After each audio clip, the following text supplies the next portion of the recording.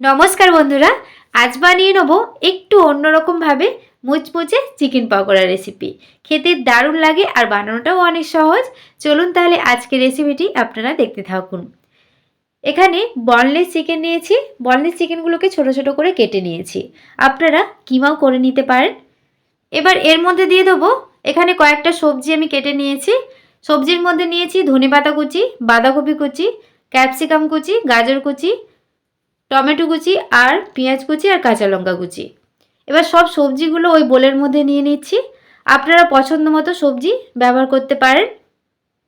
বাড়িতে অল্প একটু চিকেন থাকলে ওই সবজির সাথে যদি চিকেনটা এই পকোড়াটা বানান, পরিমাণটাও বেড়ে যাবে আর পরিবারের সবাই মিলে খেতে পারবেন। এর মধ্যে দিয়ে দিলাম আদা রসুন বাটা, দিয়ে দিলাম লঙ্কা গুঁড়ো, জিরের গুঁড়ো, হলুদ গুঁড়ো, গোলমরিচ গুঁড়ো দিলাম, চাট মশলা দিলাম, দিয়ে দিলাম স্বাদ মতো লবণ। এখানে আমি কর্নফ্লাওয়ার দিচ্ছি 3 চামচ। আপনারা চালের গুঁড়ো বা অ্যারারুটও ব্যবহার করতে পারেন। তারপরে দিয়ে দিলাম 1 চামচ ময়দা, বেসন নিয়েছি হাফ চামচ, মানে হাফ বাটিরও কম, আর দিয়েছি সয়া সস 1 চামচ। দিয়ে হাত দিয়ে চেপে চেপে ভালো করে এটাকে মেখে নেব। এখানে প্রথমে আমি জলটা ব্যবহার করছি না, যদি লাগে তখন দেবো। ব্যাটারটা একটু শক্ত শক্ত করেই মাখবো।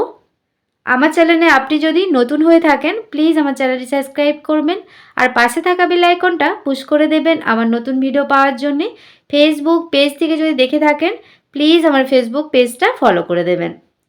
হাত দিয়ে চেপে চেপে মেখে নিয়েছি আর ব্যাটারটা আমি শক্ত শক্তই রেখেছি। দেখুন এটা আমার মাখা হয়ে গেছে।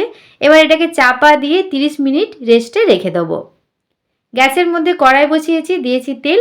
তেলটা যখন ভালোভাবে গরম হয়ে যাবে গ্যাসের ফ্লেমটা মিডিয়াম ফ্লেমে রেখে এবার ছোট ছোট করে পকোড়াগুলো তেলের মধ্যে দিয়ে দিচ্ছি। আমি এখানে ছোট ছোট করে পকোড়াগুলো দিচ্ছি। আপনারা চাইলে এর থেকে বড় বড় করে বড়ার আকারে বানিয়ে নিতে পারেন।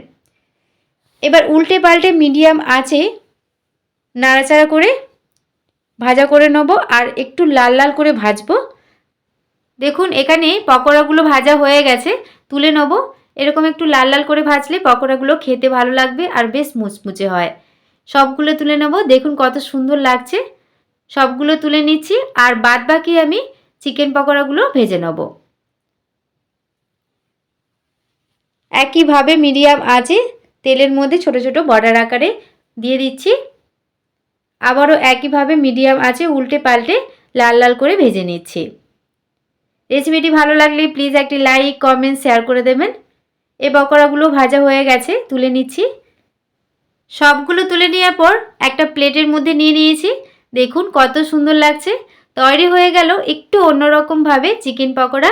খেতে কিন্তু দারুণ লাগে আর বেশ মুচমুচে হয়। এটা আপনারা টমেটো কেচাপ বা চা কফি দিয়ে পরিবেশন করতে পারেন। একটা আমি কেটে দেখাচ্ছি, দেখুন কত সুন্দর হয়েছে। আর কিছুক্ষণ পর্যন্ত এটা মুচমুচেই থাকবে আর খেতে কিন্তু দারুণ লাগে। বাড়িতে অবশ্যই বানাবেন। আজকের মতো রেসিপিটি এ পর্যন্তই। রেসিপিটি ভালো লাগলে প্লিজ একটি লাইক কমেন্ট শেয়ার করে দেবেন। সবাই ভালো থাকবেন। ধন্যবাদ।